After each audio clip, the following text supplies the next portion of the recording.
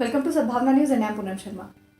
आज हम ऐसी शख्सियत के बारे में बात कर रहे हैं जिन्होंने भारतीय जनता पार्टी को भारतीय जनता पार्टी के नाम से जाने जाने में एक बेहद ही अहम रोल निभाया है। वो हैं कल्याण सिंह जी। जी हाँ, ये वही हैं जिन्होंने हाल ही में इस दुनिया को छोड़ा है, यानी 21 अगस्त 2021 को। उनके जाने के बाद वो अपने साथ क्या ले गए, हमें क्या दे गए, क्या छोड़ गए, इन सब के बारे में हम बात करेंगे और कुछ ऐसी चीज़ें जानेंगे उनके जीवन के बारे में जो शायद आज तक आपने और हमने ना सुनी और ना ही जानी। तो ये सारी बात करने के लिए आज हमारे साथ स्टूडियो में मौजूद हैं ठाकुर जोगेंद्र सिंह भदौरिया, राष्ट्रीय अध्यक्ष क्षत्रिय महासभा। आइए उनसे इन किस्सों के बारे में बात करते हैं। नमस्कार ठाकुर साहब, बहुत स्वागत है आपका स्टूडियो में। ठाकुर जी, सबसे पहले तो ये जानना चाहेंगे कि क्योंकि आप बहुत करीबी रहे हैं कल्याण सिंह जी के, तो उनकी ऐसी कौन कौन सी बातें हैं जो हम और शायद दर्शक भी नहीं जानते, उनके बारे में आप बताएं। और ऐसे क्या मोर्चे रहे होंगे जो आपने अपने जीवन काल में अनुभव किए हैं। पूनम जी नमस्कार, प्रणाम आपको जी। और बड़ा अच्छा लगा कि आपने मुझे आज सद्भावना बाती चैनल पर बुलाया और मैं जो कल्याण सिंह के करीब रहा या जो मुझे जानकारियां हैं मुझे एक बताने का अवसर प्राप्त हुआ।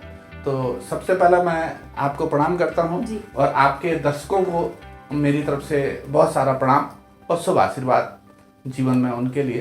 तो हम चर्चा कर रहे हैं कल्याण सिंह जी के विषय में। तो कल्याण सिंह जी के पहलू की बात हो, कल्याण सिंह जी के जीवन के विषय की बात हो और मुलायम सिंह की बात ना हो। कल्याण सिंह के जीवन में 4 पहलू ऐसे हैं जिनके बिना कल्याण सिंह का जीवन, अगर उनके किस्से उनके विषय में बताया ना जाए तो कुछ अधूरा रह जाएगा। बहुत कम दर्शक लोग जानते हैं कि कल्याण सिंह मुलायम सिंह के कितने नजदीकी रहे, कल्याण सिंह और मुलायम सिंह का क्या संबंध रहा और मुलायम सिंह की वजह से ही देश में कल्याण सिंह का नाम, देश काल परिस्थितियां ऐसी रही कि मुलायम सिंह यूं कहें कि कल्याण सिंह की खोज रहे। मुलायम सिंह, जगदम्बिका पाल और कुसुम राय, ये 3 ऐसे चेहरे थे जिनके कल्याण सिंह का राजनीतिक जीवन लगभग 20 से 25 वर्ष का उनके तीनों के इर्द गिर्द घूमता रहा। उसमें मुलायम सिंह, दूसरा मैंने बताया कि कुसुम राय, ये और जगदम्बिका पाल। उनके पहलू एक ऐसा पहलू आया जीवन का, एक क्षण ऐसा आया कि उन्हें मुख्यमंत्री पद से उन्हें इस्तीफा देना पड़ा और जगदम्बिका पाल ने उनकी जगह लिया। 88 था समय, सन 1988 का जी। और इस बीपी सिंह ने पूरे देश में सरकार बना ली, कांग्रेस को पदस्थ करके, कांग्रेस को बाहर करके, और बीपी सिंह ने सरकार बना ली। सरकार की लड़ाई में उत्तर प्रदेश में बाजी मारी मुलायम सिंह यादव और मुख्यमंत्री बने मुलायम सिंह यादव जी। अब यहां से मुख्यमंत्री बनने से ही कल्याण सिंह के भाग्य का उदय होना शुरू हो गया। 2.5 वर्ष करीब ये सरकार चली और इसी बीच लाल कृष्ण आडवाणी ने मंदिर के मुद्दे पर, अयोध्या के राम के मुद्दे पर कांग्रेस से समर्थन वापस ले लिया और सरकार गिर गई और चुनाव हुआ। और ये जो दूसरा चुनाव हुआ और इस चुनाव में कल्याण सिंह ने सरकार बनाई। ये बात रही होगी लगभग 1991 में प्रथम बार कल्याण सिंह मुख्यमंत्री बने और कल्याण सिंह ने सरकार बनाई। लेकिन ये सरकार 1 वर्ष चली जी। 1992 में पूरा देश जानता है कि 6 दिसंबर को बिल्कुल मंदिर का ढांचा, मस्जिद का ढांचा खत्म हो गया और उन्होंने इस्तीफा दे दिया। 6 दिसंबर देश जानता है कि बाबरी मस्जिद के विध्वंस होने के मुद्दे पर ही ये सरकार गिरी थी। और कल्याण सिंह निर्भीक और निडर थे, इस कहने में कोई भी संकोच नहीं। इस देश का कोई भी व्यक्ति नहीं कह सकता कि कल्याण सिंह किसी बात से किसी से दबते थे। लेकिन एक जो पहलू लोग नहीं जानते वो मैं बताना चाहता हूँ। कल्याण सिंह निर्भीक थे, निडर थे, लेकिन कल्याण सिंह राजनीति में, अपने राजनीतिक जीवन में किसी से भी मित्रता करने में उन्हें कोई गुरेज नहीं था। उनके धुरंधर विरोधी मुलायम सिंह को भी उन्होंने गले लगाया, धुरंधर विरोधी को, और उनके साथ भी उन्होंने अपना राजनीतिक जीवन रहा और 2 बार जो है मेंबर ऑफ पार्लियामेंट बने।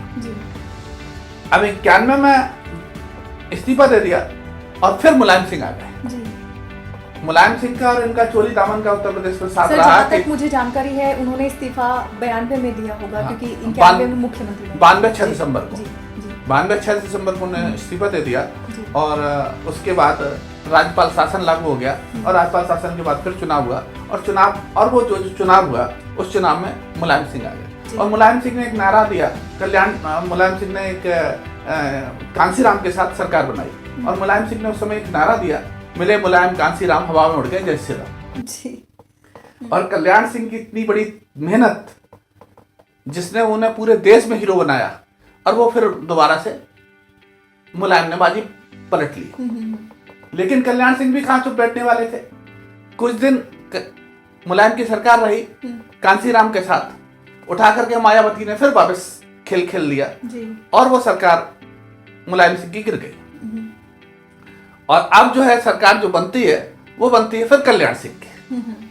अब कल्याण सिंह फिर सरकार बना लेते हैं और वो सरकार लंबी चलती है। अब उस सरकार में इतना जंबो रहता है क्योंकि सारे लोगों की उसमें बीएसपी भी, फलाने भी, ठिकाने भी, दुनिया भर के लोगों को लेकर के सरकार बना लेते हैं और लोकतांत्रिक कांग्रेस थी उसमें, उसको भी लेकर के बनाते हैं और बहुत जंबो कैबिनेट बनता है 90 लोगों का। उत्तर प्रदेश में जो सरकार बनती है वो 90 लोगों की मंत्रिमंडल की सरकार बनती है। मायावती राज्यपाल के पास जाती है और उस समय राज्यपाल हैं रोमेश भंडारी और रोमेश भंडारी से कहती है कि इनके पास जो बहुमत नहीं है कल्याण सिंह के पास और अब इनमें से किसी को बना लिया जाए और वो उसी समय तय खड़ा कर देते हैं जगदम्बिका पाल को और जगदम्बिका पाल जाते हैं वहां एक चिट्ठी लेकर के राज्यपाल के पास और वो रोमेश भंडारी रातों रात जगदम्बिका पाल को उत्तर प्रदेश का मुख्यमंत्री बना देते हैं। जब जगदम्बिका पाल मुख्यमंत्री बन जाते हैं तो ये हमारे उस समय के पूर्व प्रधानमंत्री अटल बिहारी वाजपेयी, वो जो उस समय प्रधानमंत्री थे इंद्र कुमार गुजराल, तो वो अनशन पे बैठ जाते हैं अटल बिहारी वाजपेयी और हाईकोर्ट पे कल्याण सिंह जाते हैं और हाईकोर्ट जो है वो कल्याण सिंह के पक्ष में फैसला सुना देती है, लेकिन उसमें साथ में ये भी कह देती है कि सदन में इनको बहुमत साबित करना होगा। अब ये उत्तर प्रदेश में एक नई चीज आती है जो बहुत कम लोगों को पता होगा कि एक दिन 2 मुख्यमंत्री बैठते हैं। कल्याण सिंह को कह दिया जाता है जाइए, हाईकोर्ट कह देती है आप मुख्यमंत्री हैं और ऑलरेडी जगदम्बिका पाल मुख्यमंत्री होते हैं। अब वहां जो स्थिति हॉट पॉट हो जाती है, कर्मचारी क्या कहें क्या ना कहें। तो ये जो वाकया आपने बताया कि 2 मुख्यमंत्री एक साथ हैं, एक साथ, ये शायद देश का ऐसा पहला किस्सा होगा जब 2 मुख्यमंत्री एक ही जगह के एक साथ हैं। हाँ, पूरे देश में ना अभी पिछले कभी हुआ और ना आगे की कोई ऐसी संभावना है कि 2 मुख्यमंत्री जो है प्रदेश के सरकार के मुखिया बन जाते हैं। हाईकोर्ट उनको कह देती है, अब ये वहां जाते हैं जगदम्बिका पाल को समझाने की कोशिश करते हैं। जगदम्बिका पाल कहते हैं कि मुझे गवर्नर ने बनाया हुआ है और मैं पूर्ण रूप से हूँ तो वैधानिक हूँ, तो वो हाईकोर्ट का आदेश सुनाते हैं। तो फिर उस दिन गहमा गहमी रहती है और बहुत लड़ाई झगड़े, जिस स्तर की राजनीति देश में नहीं थी उस स्तर की राजनीति की शुरुआत वहां पर हो जाती है। दूसरे दिन सदन में बहुमत साबित होता है और 198 जगदम्बिका पाल लेते हैं और 225 ये लेते हैं और उस समय रातों रात ये नरेश अग्रवाल को अपने पक्ष में कर लेते हैं और नरेश अग्रवाल को अपने पक्ष में करके नरेश अग्रवाल के सारे वोट जो बहुमत होता है वो इनको ये एक पीछे का पर्दा है जो कि बहुत कम लोगों को मालूम है कि जो दूसरा इन्होंने साबित किया वो लोकतांत्रिक का जो जिसने कांग्रेस बनाई थी वो ही उनके साथ साबित हो जाता है, शामिल हो जाता है और ये प्रथा उस बार से फिर चलने लगी। तो टूट फूट की प्रथा और वो लास्ट में अपने मध्य प्रदेश में भी देखने को मिली। तो ये प्रथाएं इस तरह से वहीं से शुरुआत हुई और जगदम्बिका पाल एक दिन के मुख्यमंत्री रहते हैं और तमाम वो पास कर लेते हैं और उन्हीं पर फिर घुमा फिरा के नायक पिक्चर भी बनती है। जी बिल्कुल, ये तो लगभग देश के काफी सारे लोग जानते होंगे। ठाकुर साहब, मुझे ये जरूर पूछना है कि जब कल्याण सिंह जी के बेटे राजवीर सिंह ने इन्होंने जब एटा से चुनाव लड़ा था, उनके विरोध में आपने लोकसभा का चुनाव लड़ा, वो अनुभव आपका कैसा रहा, क्या बोलना चाहेंगे इस पर? मैं एक पहलू और उनका बहुत गहरा पहलू है, मैं वो बताता हूँ, फिर ये पहलू मैं बताता हूँ। उसी समय कल्याण सिंह मेरे संपर्क में आ गए थे जब दोबारा ये इन्होंने सरकार बनाई 98 में। तो इटावा में उस समय के पूर्व मुख्यमंत्री थे रामनरेश यादव, वो एक अखबार चलाया करती थी, पेपर जैसे आज आपका न्यूज़पेपर है, जी। फेमस है, इसी तरह से वहाँ जिले वाइज हुआ करते थे। तब प्रिंटिंग, हाथ की प्रिंटिंग हुआ करती थी। जी। तो वो पूर्व मुख्यमंत्री थे, उनका पेपर था माधव संदेश। और बाद में मैंने भी पत्रकारिता की आपकी तरह, और मैं भी उसका संपादक रहा। रामनेश यादव ने फिर वो मुझे दे दिया था।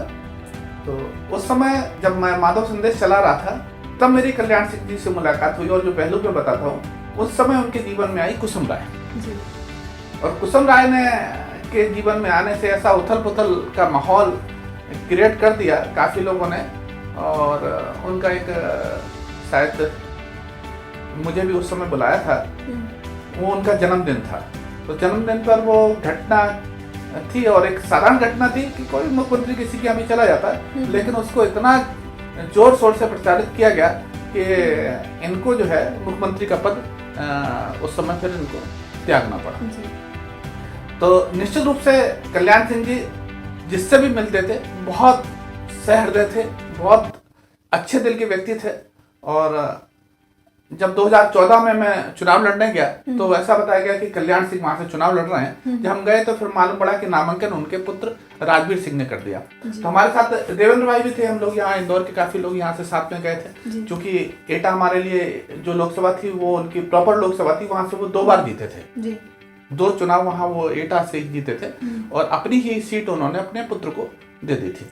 तो हम जब लोग हम गए पर्सनल मिलने गए, तो उन्होंने कल्याण सिंह इतने सहृदय दिल के व्यक्ति थे कि देवेंद्र भाई से कहा कि देवेंद्र भाई देखो, यहाँ चुनाव लड़ने आया बाहर के व्यक्ति, अगर कोई हमारी जरूरत पड़े कहीं भी तो हम यहाँ खड़े हुए हैं। क्योंकि जब बात चली तो मैंने कहा बाहरी तो आप भी यहाँ के लिए, आपका भी ये नहीं, आपका भी अलीगढ़ स्थान है। बोले लेकिन हमारा अलीगढ़ और एटा में कोई दूरी नहीं है, हम 1 घंटे में आ जाते हैं, और आपको इंदौर से आने में 12-14 घंटे लगेंगे। तो आपको कोई भी किसी तरह की भी जरूरत हो, कुछ भी आवश्यकता हो, तो हम यहाँ खड़े हैं। ऐसे थे कल्याण जी। मतलब ऐसा माने कि ऐसा शायद ही कहीं देखने को मिलता है जहाँ पर कोई चुनाव आपके अपोजिशन में लड़ रहा है और वही आपकी हेल्प करने के लिए आ गया रहे कि अगर आपको कोई जरूरत हो तो आप हमें बताएं। तो मैंने आपको पहले ही बताया कि कल्याण सिंह किसी भी व्यक्ति से दोस्ती करने में सहृदय व्यक्ति थे। राजनीति के जीवन में भी वो लोगों से मिलने जुलने में उनको कोई परहेज नहीं था। और इसी तरह से 2 बार जो है वो अपने धुर विरोधी मुलायम सिंह के साथ रह करके उन्होंने बीजेपी से बहुत नाराज हो गए, और बीजेपी से नाराज होकर के उन्होंने अपनी एक पार्टी बनाई, राष्ट्रीय जन क्रांति। 2 बार पार्टी बनाई, एक बार राष्ट्रीय क्रांति पार्टी बनाई, और एक बार क्योंकि फिर उसको खत्म कर दिया, फिर दोबारा नाराज हो गए बीजेपी से 2004 में। तो फिर उन्होंने वो राष्ट्रीय जन क्रांति बनाई, और 2004 में उनके 4 विधायक जीते थे, उसमें उनका पुत्र भी जीता था, 4 लोग शायद जीते थे। तो तब भी मेरा उनसे मिलने का जब वो था तो हमारा मिलने का अनुभव रहा। और मैं फिरोजाबाद में जाकर के मेरे साथ 2 घंटे की मुलाकात रही। तो बोले कि बदौली जी क्या मध्य प्रदेश इंदौर से आए हो कि अभी इटावा से आए हो? मैंने कहा मैं अभी इटावा से आया हूँ। तो बोले इटावा से आया हो तो भी भूख लग गई होगी, खाने का समय है और लंच करके जाइएगा। ऐसे थे कल्याण सिंह जी। ऐसे महान राजनीतिज्ञ कल्याण सिंह जी को आप श्रद्धांजलि के रूप में क्या कहना चाहेंगे? मैं ये कहना चाहूंगा कि इस देश में एक बहुत बहादुर, एक जाबाज, सहृदय दिल और भारतीय जनता पार्टी को भारतीय जनता पार्टी बनाने वाला ऐसा व्यक्ति खोया है। मैं ईश्वर से प्रार्थना करूंगा कि इस दुख की घड़ी में प्रभु उनके परिवार को ये दुख सहन करने की शक्ति प्रदान करे, उनके करीबियों को दुख सहन करने की शक्ति प्रदान करे। उनके करीबी उनको बाबूजी के नाम से बोला करते थे, कहा करते थे, और उनके अनन्य भक्त थे। वो जहाँ भी रहते थे अपने करीबियों को, अपने चाहने वालों को, उनको उनके लिए कहीं भी जाने में, मिलने में, करने में, कोई भी काम करने में कभी वो संकोच नहीं किया करते थे। जब वो गवर्नर राजस्थान के थे तो मैं एक बार गया तो उनके सेक्रेटरी थे देवाशीष पृष्टि। जैसे ही उनको मालूम पड़ा कि मैं आया हूँ, उन्होंने तुरंत देवाशीष को कहा कि मैं अभी कहीं बाहर हूँ, आप भदौरिया जी के रहने की व्यवस्था करें। और ऐसे थे कल्याण सिंह जी। बहुत शुक्रिया। सबके घर घर में, सबके दिल में बसने वाले थे कल्याण जी। तो उन्होंने निश्चित रूप से अपने नाम को सार्थक किया, और भारतीय जनता, मैं तो ये कहूँगा कि भारतीय जनता पार्टी का उन्होंने बहुत बड़ा कल्याण किया। जी, बिल्कुल सही बात है। बहुत शुक्रिया जोगेन सिंह जी। तो दर्शकों, उम्मीद करते हैं कि जितनी बातें कल्याण सिंह जी के बारे में आज हमने सुनी, जो जानी, जो आज से पहले शायद हमने ना सुनी थी ना जानी थी, तो उम्मीद करते हैं आपको ये बातचीत पसंद आई होगी और आपसे फिर मुलाकात होगी। Till then stay tuned. Thank you.